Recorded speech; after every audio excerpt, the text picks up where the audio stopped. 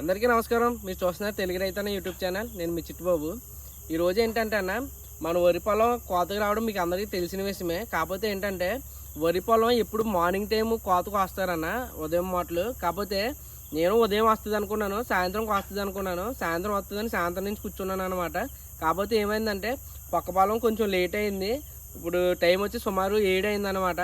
మన టైం ఇంకొక అరగంట పట్టిలో ఉంది. రైతు కష్టాలు ఇలా ఉంటాయన్న. నైట్ టైం కోతుంది మన కోత. అంటే నేను చూసిన కాడి నుంచి మన పొలంలో ఇదే నైట్ టైం ఫస్ట్ టైం అనమాట కొయ్యడం. అసలు ఎలా ఉంటుంది ఏంటన్నా నాకు కూడా తెలీదు. మనం మిషన్ వచ్చేటప్పుడు ముందు ఏంటన్నా మిషన్ ఎలా దిగుద్ది అనమాట. కింద దిగినప్పుడు ఏంటంటే ఈ ఏరియా మొత్తం నేను కోసి వెనక్కి వేసేయడం జరిగిందన్న. అలాగే గొట్లు కూడా కోసాను, గొట్టు వాటలు గట్ట.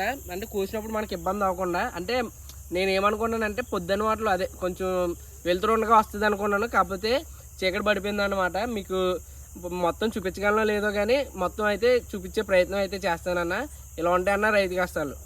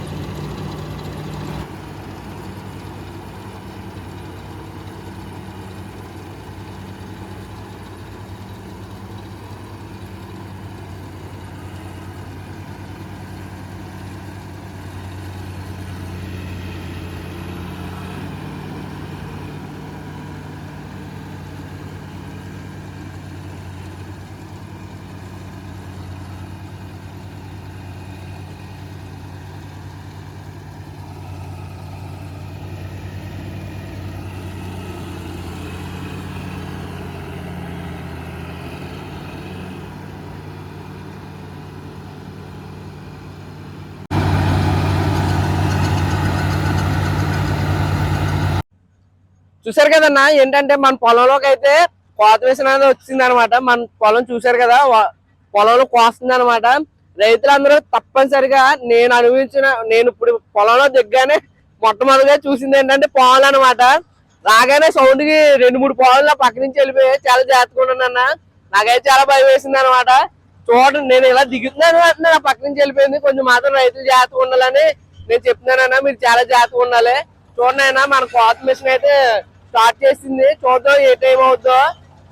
కోత అయితే జరుగుతుందన్న.